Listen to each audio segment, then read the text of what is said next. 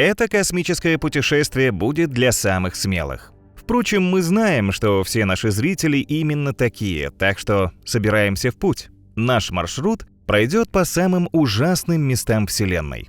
Вот белый карлик WD-08-16-310, всего в 63 световых годах от Солнца.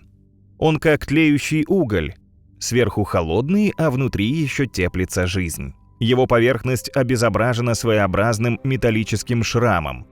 Наверное, в свое время вел бурную жизнь.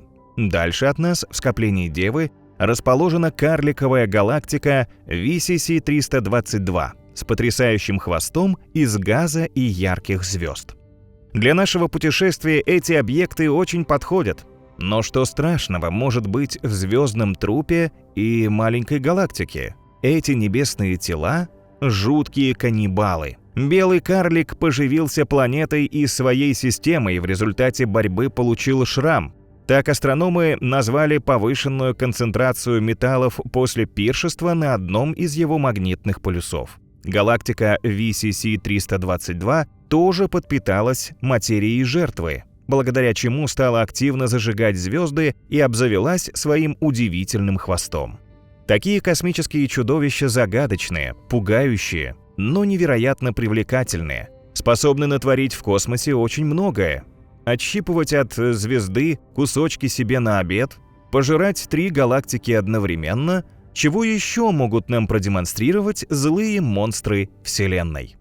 Мы знаем, что в нашей звездной системе все планеты спокойно вращаются вокруг Солнца и совсем не заинтересованы в поедании друг друга.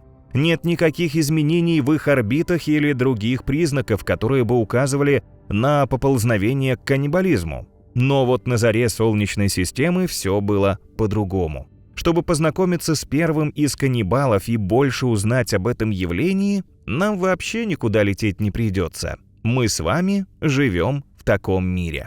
Наша Земля, возможно, в далеком прошлом прибавила себе весу в безумном столкновении со своей соседкой, протопланетой Тея, размером с Марс. Исследование команды американских геофизиков показало, что когда-то оба небесных тела были близкими родственниками.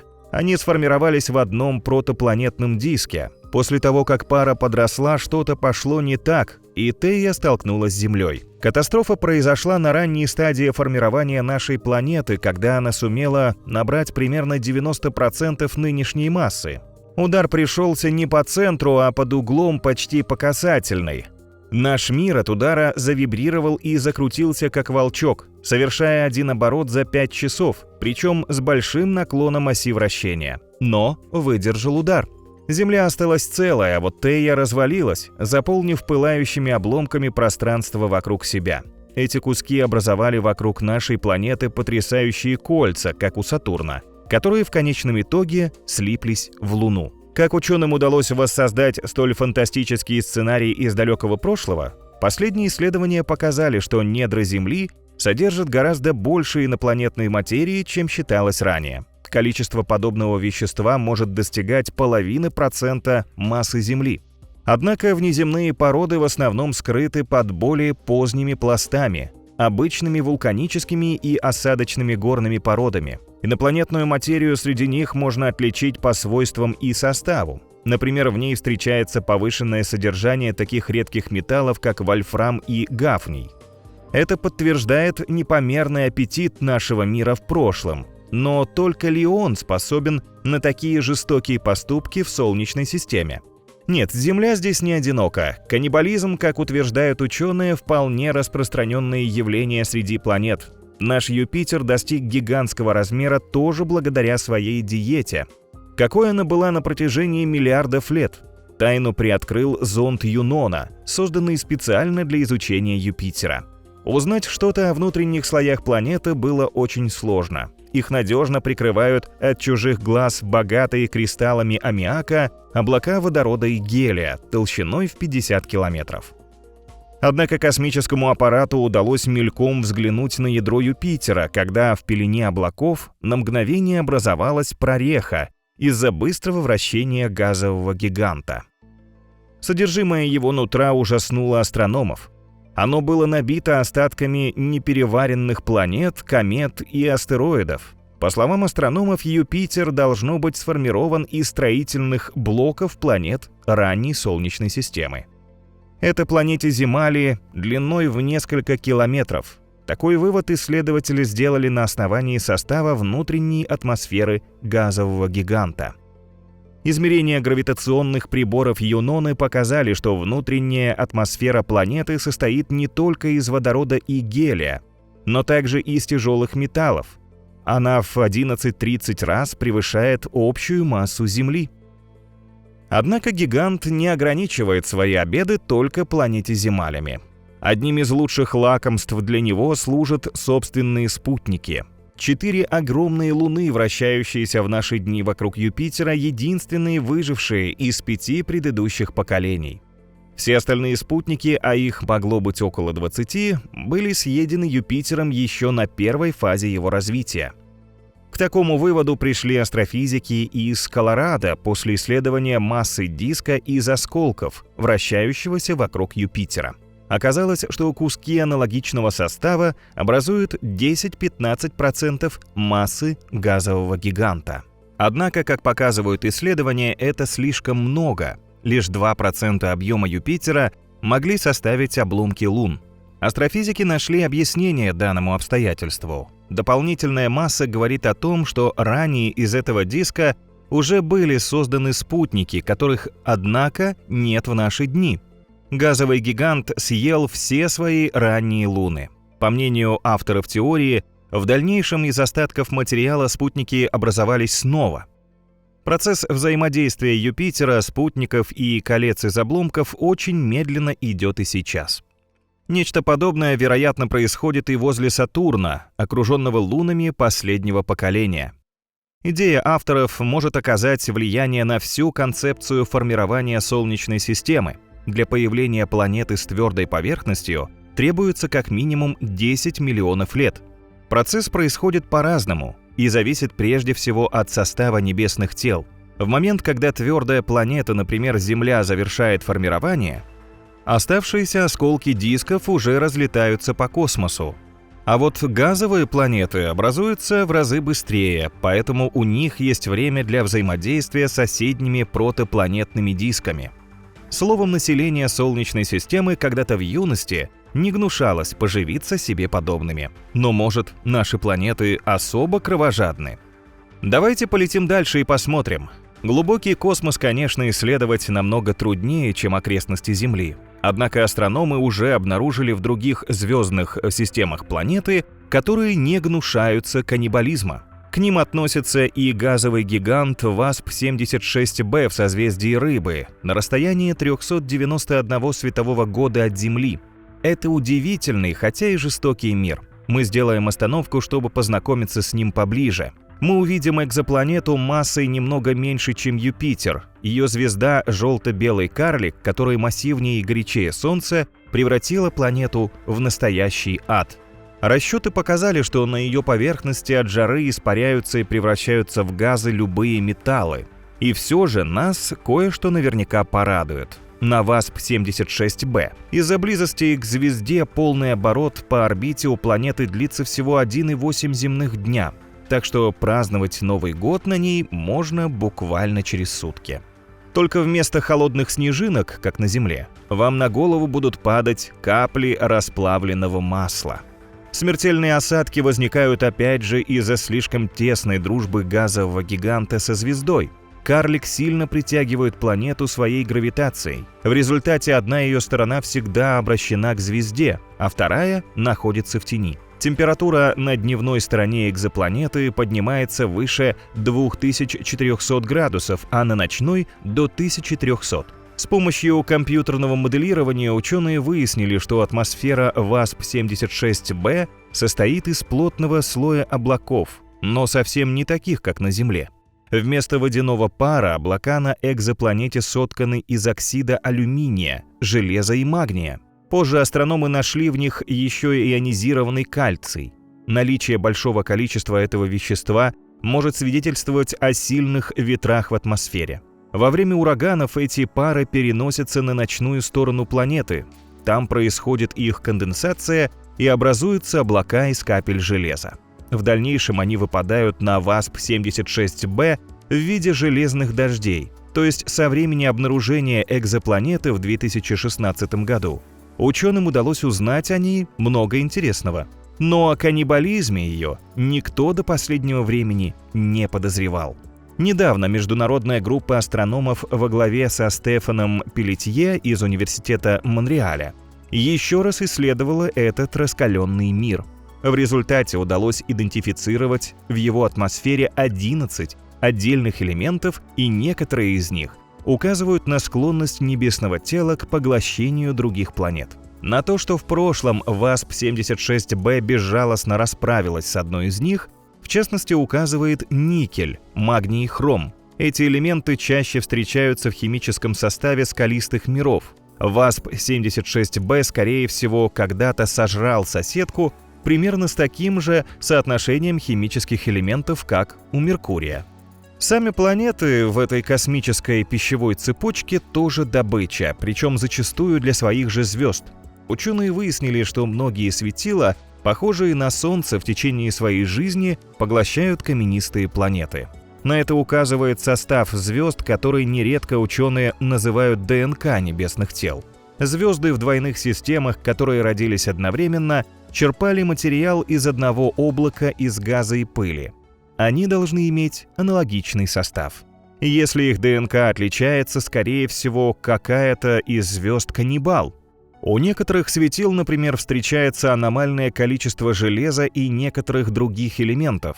Эти вещества характерны для каменистых планет. Значит, в некий отрезок времени такая звезда безжалостно разорвала на куски и поглотила собственную планету, обогатив ее веществом свой состав. Ученые решили выяснить, как часто такое происходит, изучив 91 пару звезд по данным космического телескопа Гайа. В этих двойных системах светила по космическим меркам расположены относительно близко друг к другу, примерно в миллионе астрономических единиц. Результаты показали, что 8% пар или 1 из 12 имеют различный химический состав, то есть какая-то из звезд системы в прошлом пообедала своей планетой. По выводам ученых, звездные каннибалы во Вселенной не редкость. Особым аппетитом среди них выделяются звезды, похожие на Солнце, поскольку треть из них хотя бы один раз поглотила собственную планету. Хорошо, что наше светило, воспетое всеми народами, проявляет редкую заботу и внимание о своем населении. Такие стабильные планеты системы, отмечают астрономы, не являются распространенным явлением в космосе. Скорее, это исключение из правил. И нам очень повезло. Хотя ученые все равно подозревают, что без каннибализма у Солнца тоже не обошлось. Однако это касается не планет нашей системы. В молодости светило совершило еще более ужасный поступок, поживившись собственным братом-близнецом. Это давняя история. 5 миллиардов лет назад Вселенная, наверное, даже не планировала выносить в своем чреве и произвести на свет Солнце. Атомы, из которых сейчас состоит Солнечная система, просто кружили в межзвездном пространстве среди газа и пыли. Со временем частицы сбились в облако, которое стало напоминать пиццу с шариком посередине, будущим Солнцем. На этой стадии оно из скопления вещества превратилось в протозвезду, которая еще не излучает свет.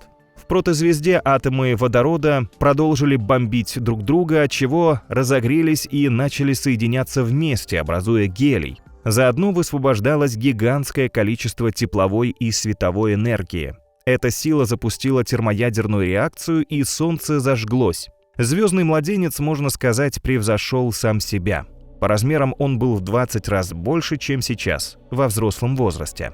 Да и трудился он не по-детски, освещая все вокруг в 10 тысяч раз ярче, чем в наше время. Возможно, Солнце выросло до таких размеров не с добра. Еще в чреве Вселенной оно превратилось в ужасного вампира, который высосал хороший кусок пыли и газа из плоти своего близнеца. Но откуда известно, что он был у нашей звезды? Пока это лишь версия ученых, согласно которой такие светила, как наша, чаще всего имеют двойников. Астрономы исследовали целый детский сад молодых звезд в созвездии Персея на расстоянии около 600 световых лет от Земли. Результаты показали, что все подобные Солнцу звезды, вероятно, рождены из облака в форме яйца, в котором находились со своим спутником. Скорее всего, так произошло и с Солнцем. Когда оно взорвалось, то поглотило часть материи более слабого близнеца, а остаток, вероятно, отбросило далеко за пределы нашей системы. Это помогло звезде благополучно вырасти и теперь трудиться по полной, каждую секунду превращая 4 миллиона тонн водорода в гелий. Оно сияет в небе как 4 триллиона лампочек одновременно. И, похоже, о людоедстве больше не помышляет. Зато другие звезды умудряются заглатывать своих компаньонов не только на стадии формирования, но и во взрослом возрасте. При поиске таких каннибалов астрономы часто обращают внимание на скорость светил. Недавно исследователи провели моделирование развития систем, в которых одна звезда большая, массой от 15 до 17 солнечных, а другая меньшая, в 1-4 солнечных массы. Результаты показали, что во многих случаях у светил в таких системах скорость вращения невероятно высока, и в этом предположительно виновато их темное прошлое. Одна из самых знаменитых в компании звездных спринтеров – Бетельгейзе из созвездия Ориона в 700 световых годах от нас. Удивительный красный гигант время от времени буквально сводит ученых с ума. Он то теряет, то набирает яркость, меняет цвет с желтого на оранжевый, затем на красный. А тут еще ученые заподозрили звезду в настоящем каннибализме. Дело в том, что красный гигант вращается с аномально высокой скоростью и благодаря этому обзавелся великолепным шлейфом. Он тянется в космос на расстояние 30 астрономических единиц. Если бы Бетельгейзе оказалась на месте Солнца, то ее яркий хвост достиг бы Нептуна. По словам ученых, такие звезды даже в свои ранние годы вращаются очень медленно, а в возрасте красного супергиганта скорость должна еще больше снизиться, учитывая солидную массу объекта. Но Бетельгейзе на своем экваторе разгоняется до 5 км в секунду, то есть в 4 раза быстрее Солнца. Физики и астрономы из Государственного университета Луизианы считают, что Бетельгейзе раньше была 2 звездами, вращающимися вокруг друг друга на маленьком расстоянии. Затем большее светило поглотило меньшее, и получилась новая, безумно быстрая звезда. Причем ужасное пиршество было коротким. Звезда расправилась со своей жертвой по астрономическим масштабам практически моментально, за последние несколько сотен тысяч лет. Но вряд ли на этом она успокоится. Скорее продолжит, как некий небесный зомби, пожирать соседние небесные тела. По словам ученых, нейтронные звезды и другие трупы светил не хотят вести себя тихо, как на кладбище. Исследователи считают этих зомби самыми кровожадными в отношении своих планет. Особенно это касается белых карликов, ядер умерших звезд, которые светятся благодаря остаточному тепловому излучению. Используя данные телескопа Хаббл и других обсерваторий, американские астрономы сумели обнаружить необычного белого карлика G238-44. Особенность этого зомби заключается в том, что он активно поглощает каменные и металлические астероиды. Белый карлик также не брезгует каменистыми ледышками, которые отлавливают с помощью гравитации на довольно большом расстоянии от себя. В прошлом G238-44 был звездой, подобной Солнцу. После того, как светило исчерпало запасы водородного горючего, оно начало расширяться и превратилось в красного гиганта. Затем звезда сбросила в окружающее пространство большую часть своей атмосферы, и от нее осталось лишь сжавшееся, постепенно остывающее ядро. Такие процессы дестабилизируют системы белых карликов. В смертельной агонии звезда разрушила все вокруг себя. Теперь она, подобно вампиру, выкачивает и пожирает любой материал, до которой может дотянуться своей гравитацией. Ученые уже наблюдали, как несколько белых карликов обедают обломками планет и астероидом. Однако именно G238-44 продемонстрировал, насколько велики возможности таких звезд в поглощении вещества. Любой химический элемент, тяжелее водорода и гелия, достаточно быстро тонет во внутренностях подобной звезды, оседая ближе к ядру.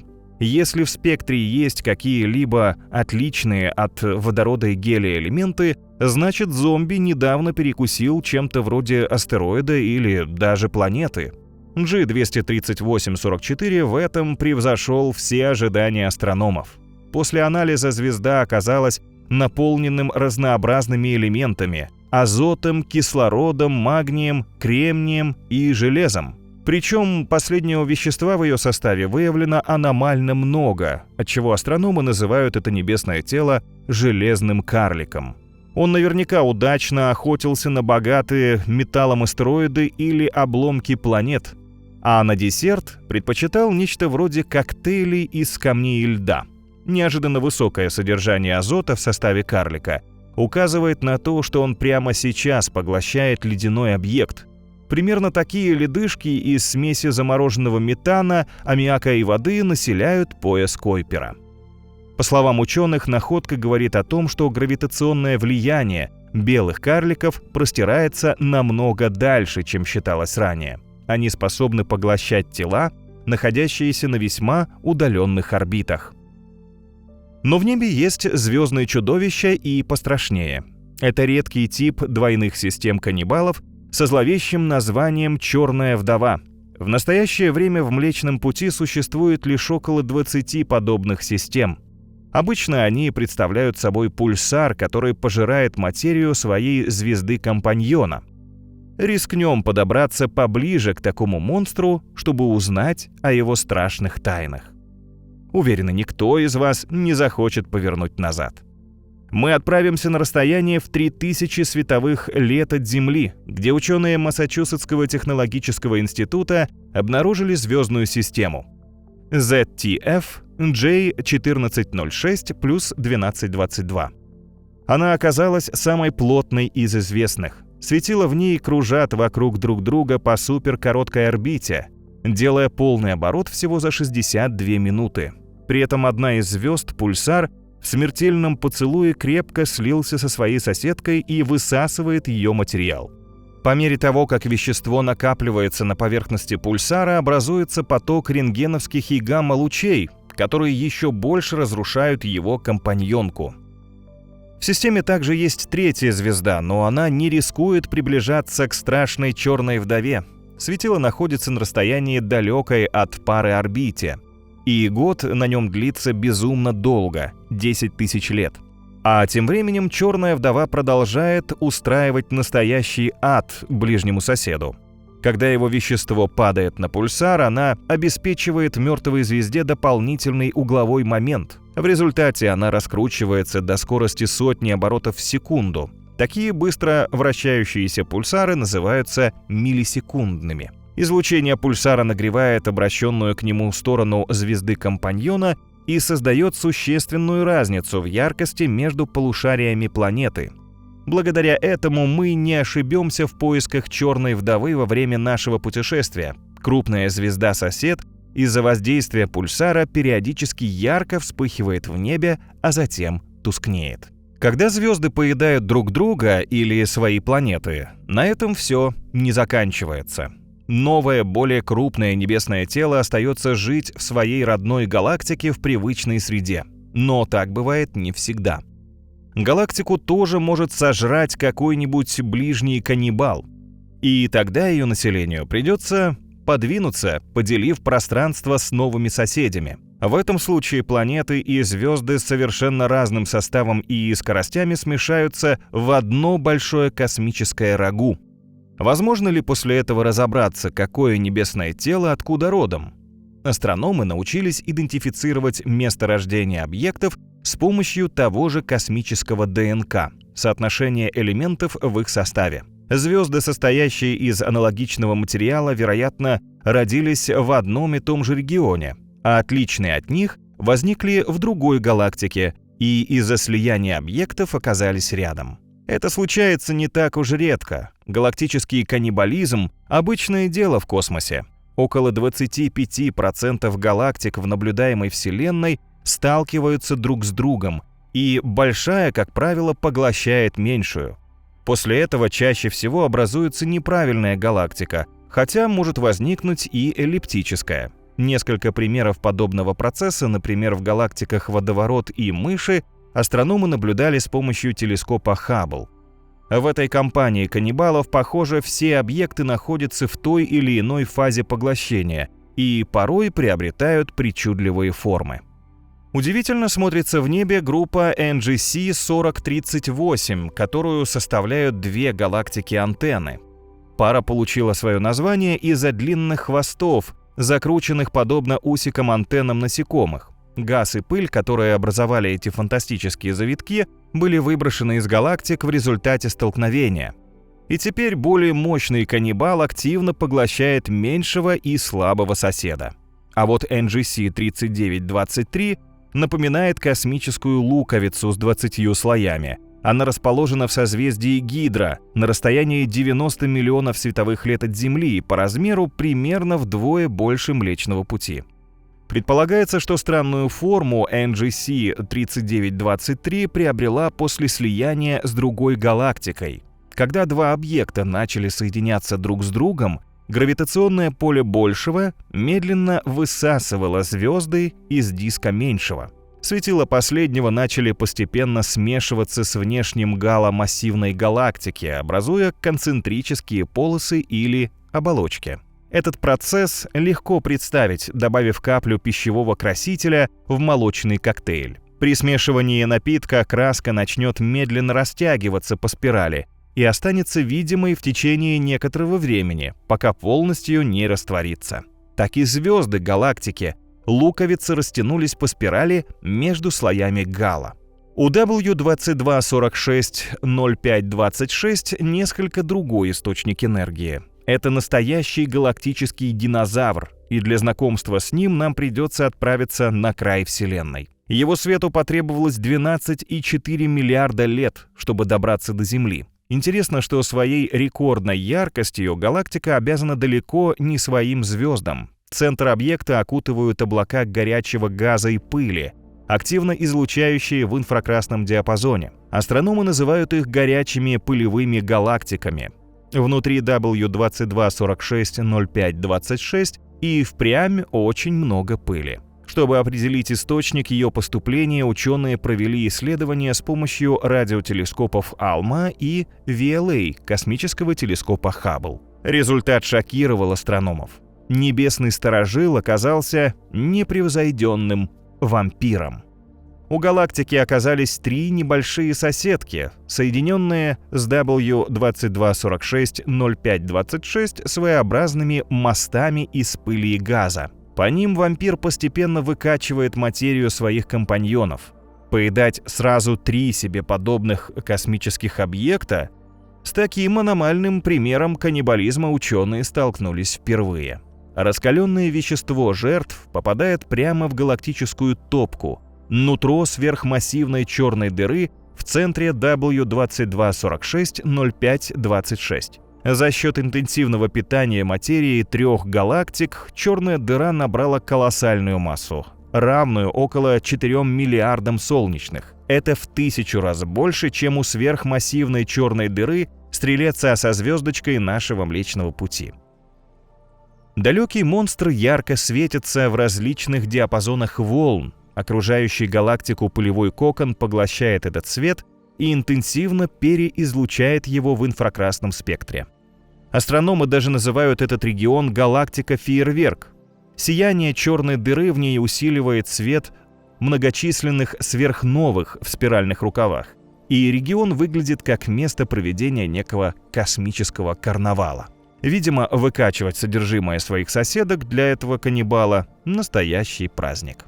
Наш Млечный Путь, вероятно, в будущем переживет нечто подобное. Причем он, скорее всего, выступит в роли людоеда и жертвы одновременно. Это звучит фантастически, но с помощью ученых мы разберемся, что к чему. Только сначала на минуту вернемся назад, в далекое прошлое, и узнаем, что нашу галактику уже можно назвать каннибалом со стажем. Она давно дебютировала в такой страшной роли, причем вполне удачно.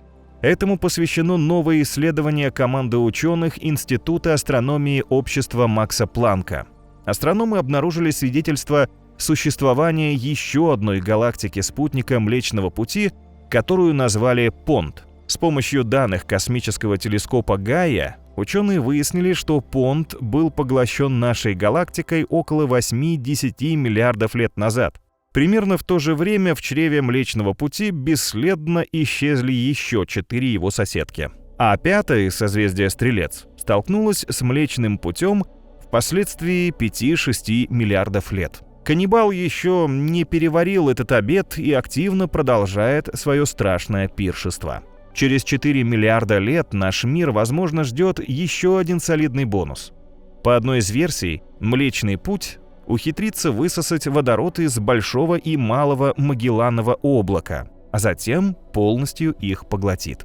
Отличная подпитка. Но через 5 миллиардов лет Млечный Путь станет жертвой сам, столкнувшись со спиральной галактикой Андромеда. Сейчас соседка находится на расстоянии 2,5 миллионов световых лет от нас, но неумолимо приближается. Этому способствует взаимное притяжение двух галактик и невидимая темная материя, окружающая их. Пугаться, однако, не стоит. Ужасный процесс, как показало компьютерное моделирование, будет происходить крайне медленно. После столкновения Андромеда сумеет переварить Млечный Путь лишь спустя 2 миллиарда лет. И это лишь один из возможных вариантов развития событий. В процесс может вмешаться третий игрок. Как утверждают астрономы, он потенциально существует. Млечный Путь с Андромедой входит в местную группу галактик. Третья по величине в этой компании галактика-треугольник или М33. Возможно, она тоже станет участником катастрофы, позже слившись с парой Андромеда-Млечный Путь. Также не исключено, что М33 первой столкнется с нашей галактикой и образуется пара М33 Млечный Путь, а потом к компании присоединится Андромеда. Однако вероятность такого развития событий ученые считают минимальной. Что случится с нами после ужасного катаклизма? По какому бы сценарию он ни проходил, Солнце, скорее всего, выбросит в новый галактический регион. И все же, по мнению астрономов, опасность разрушения ни нашей звезде, ни планете системы не грозит. Даже при слиянии галактик звезды вряд ли начнут хаотично летать и сталкиваться между собой. Уж слишком далеко одно светило находится в космосе от другого. Чтобы лучше это представить, мы можем уменьшить масштаб. Если бы наше Солнце было шариком для пинг-понга, ближайшей звездой оказалась бы горошина, находящаяся на расстоянии более 1000 километров. Словом, в галактиках места хватает, чтобы избежать звездных ДТП, но плохие вещи все равно могут случиться. Вполне вероятно, что слияние галактик провоцирует активность сверхмассивной черной дыры Стрелеца со звездочкой. Монстр начнет излучать невероятное количество энергии в гамма- и рентгеновском лучах. Вот это может оказаться вредным для планет Млечного Пути. Словом, нашу галактику ожидает яркое, неспокойное и даже порой очень жестокое будущее. Хотя не исключено, что все пройдет намного спокойнее, без излишнего кровопролития. Об этом говорит уникальный опыт некоторых карликовых галактик, которые смогли отбиться от огромных каннибалов. При столкновении эти крошки, подобно пулям, прострелили гигантов насквозь и, как ни в чем не бывало, отправились дальше по своим галактическим делам. Такие объекты отличаются невероятной плотностью, и астрономы назвали их сверхкомпактными карликами. Пример этому астрономы нашли вблизи скопления Девы. Там вращается огромная компания из 1000 самых разнообразных галактик. Недавно исследователи заметили, что у 106 из них внешние слои были разорваны более крупными соседками. Со временем каннибалы полностью высосут звезды и газ из внешних слоев искалеченных галактик. После этого крошечные жертвы станут сверхкомпактными карликами. Тогда все пойдет не по плану каннибалов. Маленькие галактики перестанут бояться больших агрессивных соседок. В случае нападения эти плотные объекты насквозь пробьют противников, избежав поглощения. И казалось бы, эти карликовые галактики после освобождения могут спокойно путешествовать по космосу, по крайней мере, пока не попадут в лапы других, еще более жутких убийц – черных дыр. Агрессивных всеядных хищников, которые наводят ужас на все население Вселенной. Они заглатывают любую материю, что попадется на пути – планеты, звезды, облака и целые галактики, причем не только карликовые. Когда они захватывают своей гравитацией какое-то небесное тело, то растягивают его до состояния спагетти, чтобы легче было переварить обед.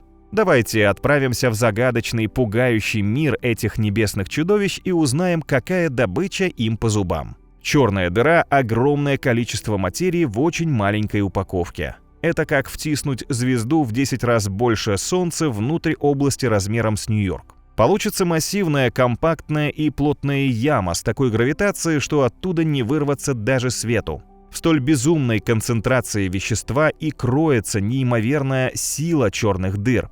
Монстры легко, как орешки, разгрызают на куски и пожирают даже самые огромные звезды. Недавно астрономы наблюдали, как одно из таких чудовищ надолго запаслось пищей в виде неосторожно подлетевшего к нему светила.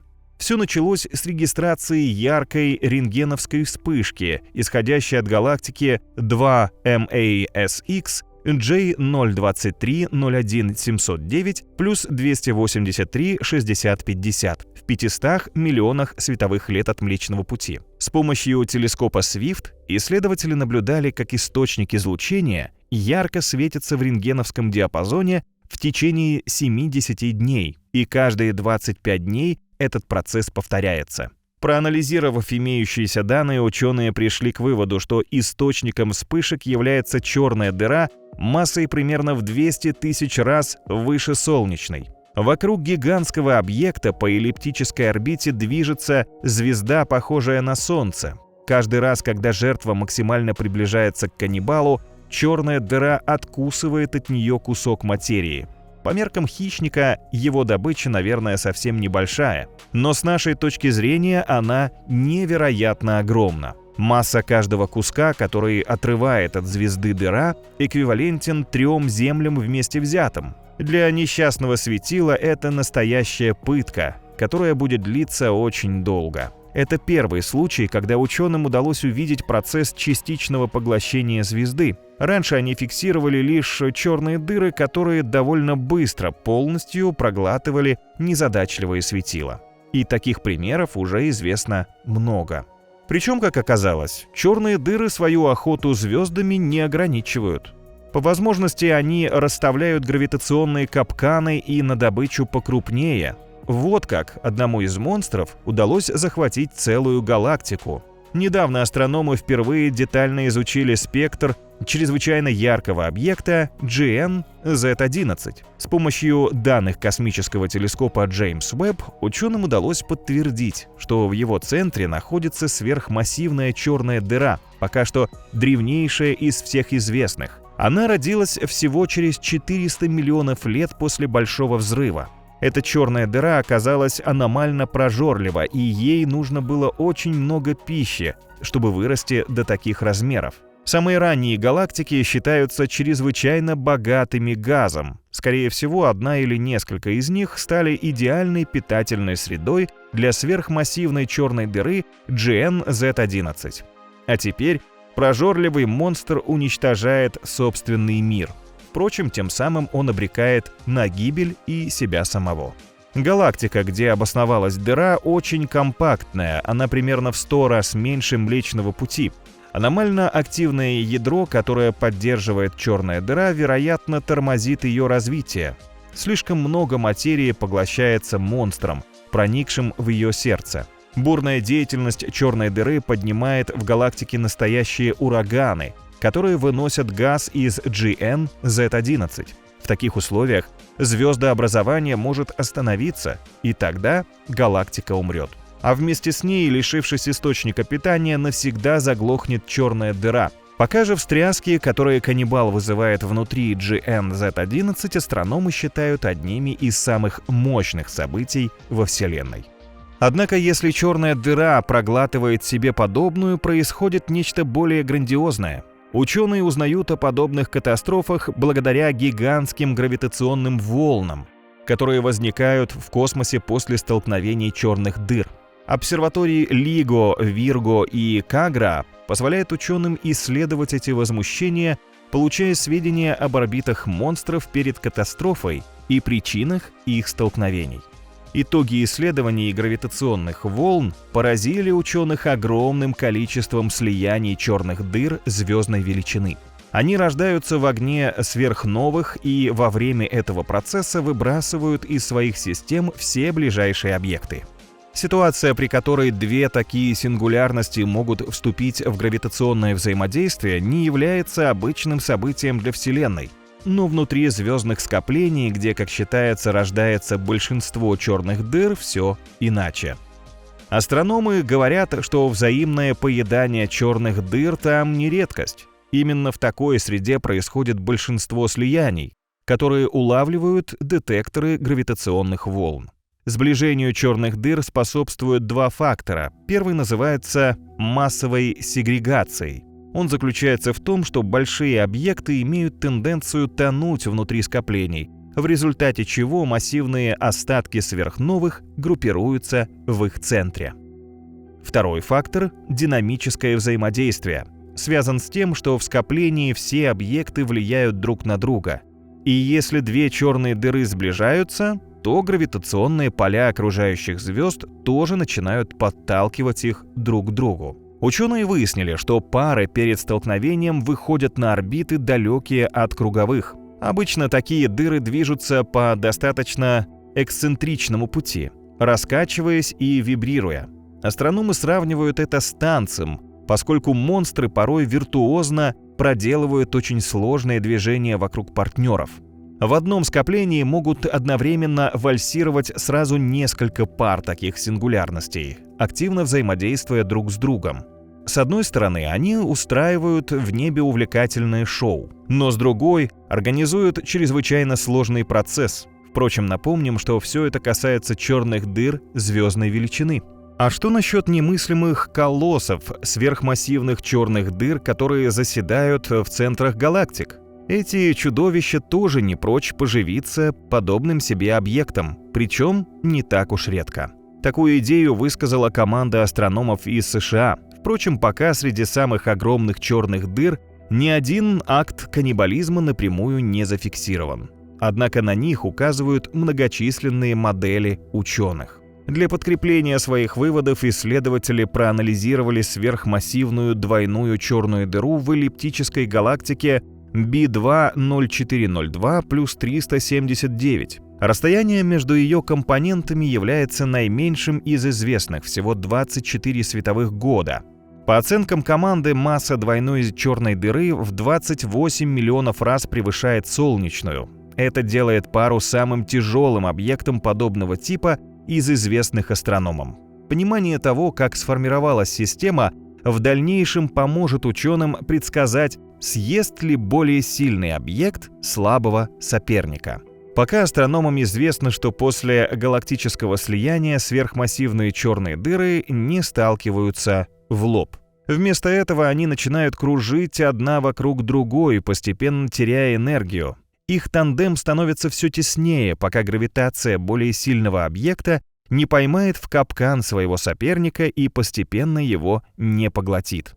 Пара B2-0402 плюс 379 во время этого процесса, похоже, выбросила прочь почти всю материю своего окружения, оставив ядро галактики без звезд и газа. Это помогло обеим дырам замедлиться, что в свою очередь постепенно все больше их сближает. Судьба ужасной парочки пока точно неизвестна. Вполне возможно, черные дыры сожгут друг друга только после какой-то катастрофы.